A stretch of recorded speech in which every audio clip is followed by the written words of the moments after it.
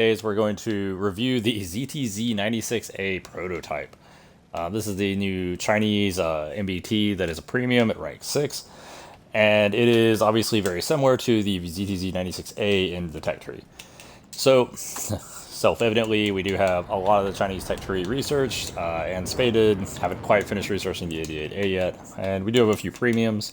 So, if you looked at my list of what I thought were some of the strongest vehicles in the Chinese tech tree right now, one of them that was just a major sleeper hit was the 96A. The armor is quite good, especially the upper hull with this ERA section, and the turret cheeks are also pretty strong. The lower plate's kind of big, but if you can hide that, or if somebody tries to shoot for the upper plate, you're basically fine. The driver's port is technically a weak spot, but it's absolutely tiny and hard to hit.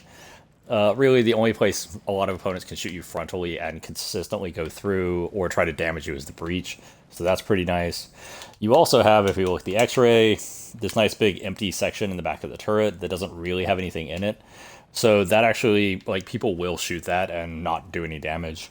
One thing that I will say about the 96A and the 96AP, switch over to the P, even though they're basically the same vehicle.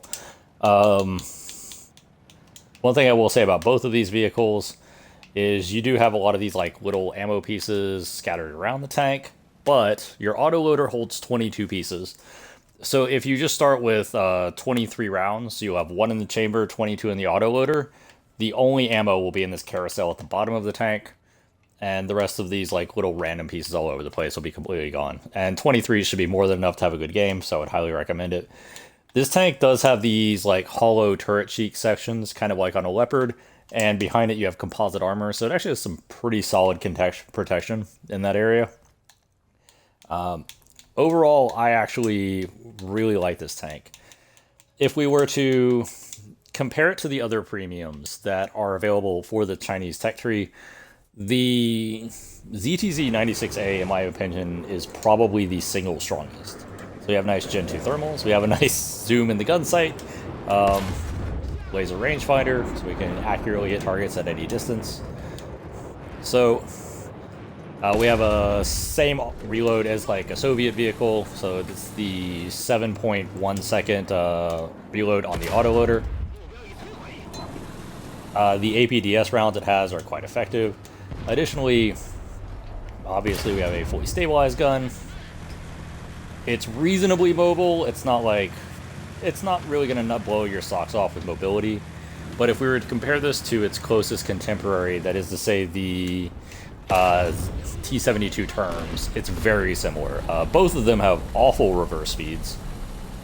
Both of them have a pretty decent forward mobility. So I would highly recommend going forward with this tank and the T-72 terms wherever possible. Like, it's actually going to be faster a lot of times to turn around than rely on your, 5 km/h reverse gear. We also should have a protection system. There it is. So this tank does have an active protection system. It's the 2 boxes on the left and right side of the turret that you can see, and we can actually test them over here, and a tow missile vehicle will try to shoot at us if we stay still. So it's hard to tell because of the range, but if you watch the tow, it does veer off. At very close ranges, a optically guided missile like the tow can still hit you, and it can still land close enough to damage critical systems. But at long ranges, you're basically impossible to hit by tows, so that's kind of neat. And 9.7 is still a battle rating where you do actively see tows, especially because China does fight against the U.S., whereas unlike the M1A1HC, where it's both American and all the way up at 10.7, doesn't really have the same, it doesn't have the same impact. You basically never see tows.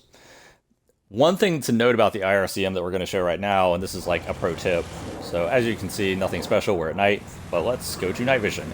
And now you see the problem with IRCM is like they are giant searchlights because it is infrared countermeasures and night vision sees in the infrared spectrum.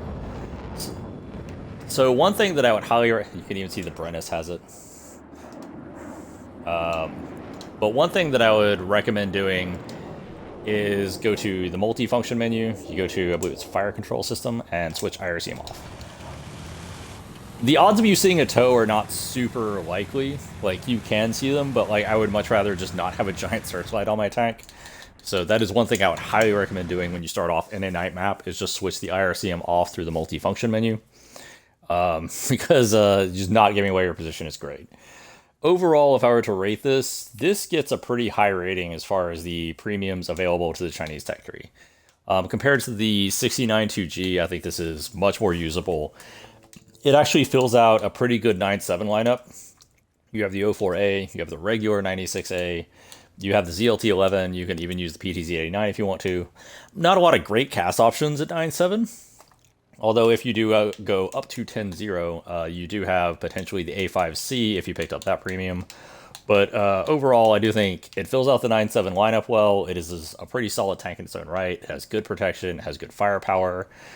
The mobility is at least comparable to most of the stuff you'll fight, outside of the pretty awful reverse gear, and it has a fair bit of technology on it. Every once in a blue moon, the IRCMs will save you from a Bradley or something. I think this is a very usable vehicle. Honestly, I think it's probably the single best premium China has gotten so far in terms of its ground tech tree. And if you want to spend the money and you're looking for something to help grind the Chinese tech tree, I think this is 100% the way to go. Compared to some of your other options, the 69-2G only really has legs in the 8.7 lineup. The WMA 301, I hate to say it, but I think it's outclassed by the PTL02 in the tech tree, so unless you desperately need a rank 6, it doesn't really work. You can't even get the T62 normally, you have to wait for an event. 59 is only rank 5, it's not bad, but it's not great. I really do think the 69A Proto is easily the best choice, far and away. So that's my thoughts on the vehicle. I actually think it's a great addition. It's nice to see China getting a real like domestically produced tank as one of its rank 6 premiums to help grind out the tech tree. And it's a good tank, and it looks cool, and it has some nice features. Hope you enjoyed it. Have a nice day, everybody.